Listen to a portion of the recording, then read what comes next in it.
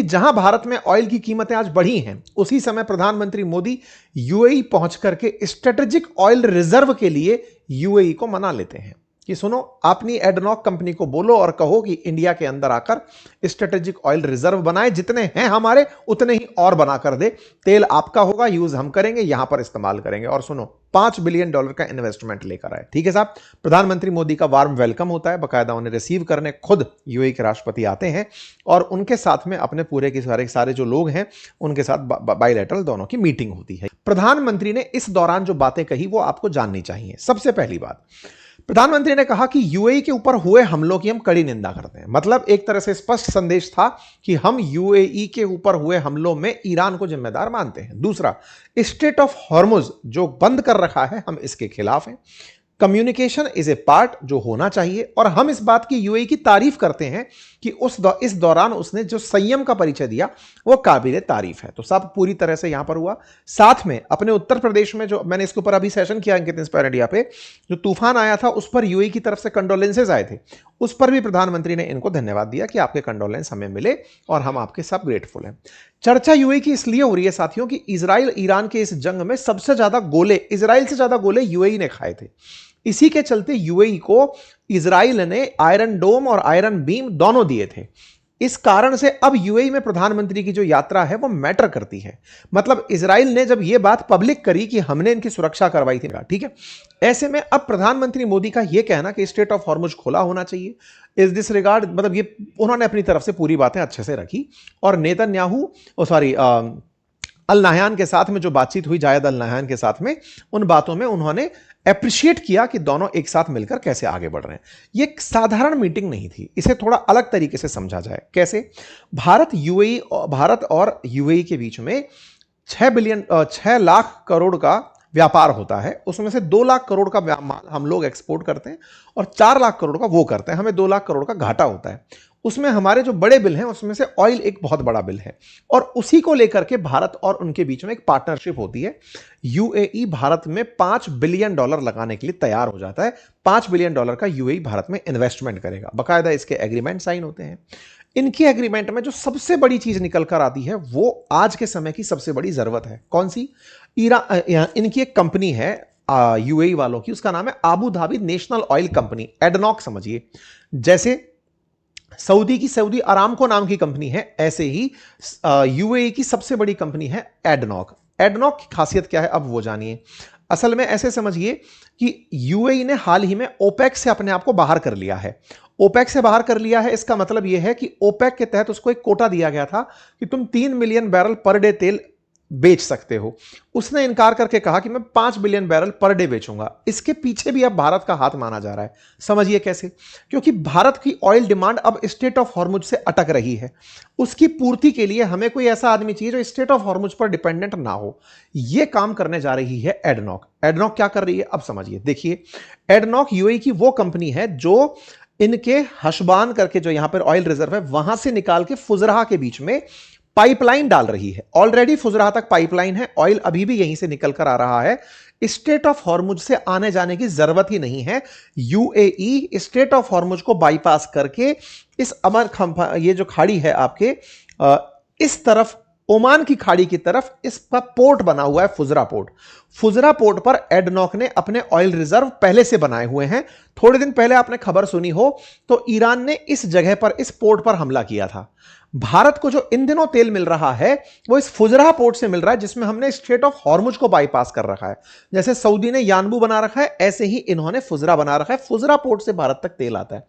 अब क्या कर रही है ना, एडनॉक इस पाइपलाइन को बड़ा कर रही है, नया डाल रही है। 2027 तक डल के तैयार हो जाएगा, जिसका उद्देश्य होगा कि स्ट्रेट ऑफ हॉर्मुज में डिपेंडेंसी खत्म। और इसके लिए हमने यूएई से एग्रीमेंट कर लिया। क्या एग्रीमेंट किया?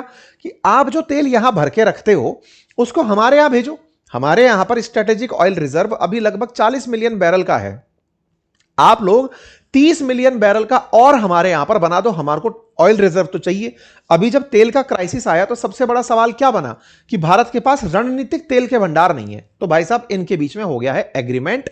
भारत की company Indian strategic petroleum reserve limited strategic oil के लिए और Abu Dhabi national oil company दोनों मिलकर के एग्रीमेंट कर लिए। मतलब समझ गए, अब फुजरा से होकर के बढ़िया आपके पास तेल आएगा, स्ट्रेट ऑफ हॉर्मुज कर गया बाईपास। ये विक्रम मिस्त्री जी ने भी अपने अनाउंसमेंट में दे दिया और प्राइम मिनिस्टर की इस यात्रा में यह बात बाहर निकल कर आ गई कि भारत का स्ट्रेटेजिक ऑयल रिजर्व में 30 मिलियन बैरल, मतलब आवश्यकता पड़ने पर हमने यूएई के साथ जो मित्रता निभाई है या यूएई ने हमारे साथ जो काम किया है वो काबिले तारीफ है। आने वाले समय में भारत के लिए मैंगलोर और विशाखापट्टनम के अंदर और ऑयल रिजर्व बनेंगे जिनको यूएई मिलकर बनाएगा। हमारे पास ऑलरेडी स्ट्रेटेजिक ऑयल रिजर्व हैं पादूर में, मैंगलोर में, ऐसे ही अब हमारे पास और भी हो जाएंगे। ठीक है साहब, क्योंकि हाल में ही पेट्रोल डीजल की कीमतें बढ़ी हैं, ऐसे में इस खबर को एक सकारात्मक खबर, भविष्योन्मुखी खबर कि कल को अगर युद्ध की स्थिति, जैसे अब लगभग 3 महीने पूरे हो जाएंगे थोड़े दिन बाद, अगर ऐसे खिंचती चली गई तो स्ट्रेट ऑफ हॉर्मुज तो भविष्य में यूज किया जाएगा। ट्रायल एंड टेस्टेड ऑर्नामेंट हो गया, उनका वेपन हो गया। ऐसे में अगर वो इसको यूज करना सीख गए ईरान वाले तो भविष्य में भी दिक्कत खड़ी करेंगे, तो बोले बाईपास ही करो इसको। तो ऐसे में देश के अंदर बढ़ी तेल की कीमतों को आज जो आप देख रहे हैं, आने वाले समय में संभवतः इसका बाईपास बनेगा। पेट्रोल के साथ साथ पेट्रोलियम गैस की भी बात कर लेते हैं। इसके लिए भी strategic collaboration on supplied of liquefied petroleum gas भी कर लिया गया है कि एलपीजी का भी आप हमारे यहां पर स्ट्रेटेजिक ऑयल रिजर्व बनाएंगे, यह एग्रीमेंट कर लिया गया। इतना ही नहीं, डिफेंस सेक्टर को लेकर, डिफेंस की बात क्यों, अभी इजराइल ने, जब आपको पता है कि सऊदी का और पाकिस्तान के बीच में एक डिफेंस पैक्ट हो रखा है कि तुम हम पर हमला करोगे, हम तुम पर हमला करेंगे, ऐसे में हमने इनको डिफेंस इक्विपमेंट देने का पैक्ट कर लिया है। क्यों? क्योंकि सऊदी से पहले ही यूएई खफा चल रहा है यमन वाले मामले को लेकर, काफी सारे कारण हैं। ऐसे में यमन में जो इनका मामला बिगड़ा था उसी के चलते इन दोनों की दोस्ती बनी थी। जनवरी में जब नहयान यहां आए थे तब भी बात हुई थी। भारत ने इनको डिफेंस पैक्ट दे दिया है और इजराइल ने इनकी सुरक्षा में आयरन डोम और आयरन बीम अभी दिए ही थे, और भारत ने भी इनको कहा है कि हम आपके पास डिफेंस इक्विपमेंट भेजेंगे। तो उनको इस समय जरूरत है डिफेंस की, कारण क्योंकि उधर से ईरान मार रहा है, तो इजराइल भेज रहा है आयरन डोम, आयरन बीम इधर से भेज रहे हैं हम डिफेंस के कुछ और इक्विपमेंट ताकि सुरक्षा मजबूत हो। तो दोनों के लिए एक अच्छा समझौता बनता हुआ दिख रहा है। ठीक है साहब, और भारत के वाडिनार के अंदर शिप रिपेयरिंग सेंटर, कि हमारे यहां पर आपके शिप रिपेयर हो सकेंगे, इसकी हमने इनको व्यवस्था कर दी है। तो कुल मिलाकर के अगर हम देखा जाए तो हमारे पास में शिप भी रिपेयर होंगे, ऑयल भी आएगा, हमारा स्ट्रेटेजिक रिजर्व भी बनेगा, पेट्रोलियम गुड्स भी होंगे और हम डिफेंस का सामान भी बेचेंगे। तो कुल मिलाकर ये सारी बहुत सारी बातें हुई। इतना ही नहीं, हमने यहां पर एक मतलब सुपर कंप्यूटर के लिए जिसका नाम जो 8 एक्साफ्लॉप का होगा, उस सुपर कंप्यूटर के एस्टेब्लिशमेंट के लिए भी एग्रीमेंट इनके साथ कर लिया है। और तो और $5 बिलियन खुद यूएई भारत में इन्वेस्ट करेगा ताकि भारत का बाजार को वो और एक्सप्लोर करे। तो कुल मिलाकर भारत के प्रधानमंत्री की जो ये यात्रा रही 2-2.5 घंटे की, कुल वास्तविकता में इफेक्टिव मुलाकात अगर देखी जाए तो बहुत कुछ लेकर हम लोग आ गए, काफी सारे एमओयू साइन हो गए और ये बहुत प्रोग्रेसिव मीटिंग रही। इस मीटिंग के मायने आप चाहे जो भी निकालें, लेकिन एक बात समझने की, और वो ये कि भारत ने यूएई का दौरा उस समय किया जिस समय ईरान के विदेश मंत्री भारत में बैठे हैं। यह अपने आप में बहुत बड़ा सिंबॉलिक मैसेज है। यह मैसेज यह भी कह सकता है कि ईरान की बातचीत यूएई तक पहुंचाई गई हो, कुछ भी नहीं पता, हमको क्या पता। उधर इजराइल ने यूएई के साथ कोई समझौता ऐसा करना हो जो कि भारत के माध्यम से हो रहा हो। तो कर्टन के पीछे क्या चल रहा है नहीं पता, लेकिन इन यात्राओं के मायने बहुत कुछ निकल रहे हैं। स्ट्रेट ऑफ हॉर्मुज कब तक खुलेगा, यह तो इनके विदेश मंत्री से पूछा गया। भारत की यात्रा पर आए हुए हैं तो इन्होंने कहा जल्दी ही हो जाएगा, अब देखते हैं क्या होता है। बाकी भारत के पास 12वां जो इंडिया बाउंड शिप है, मतलब तेल लेकर के जो जहाज आ रहा था, वो आज पहुंच चुका है। ठीक है साहब, उम्मीद है जानकारी आपको समझ आई होगी। आप अपनी राय कमेंट बॉक्स में जरूर रखें।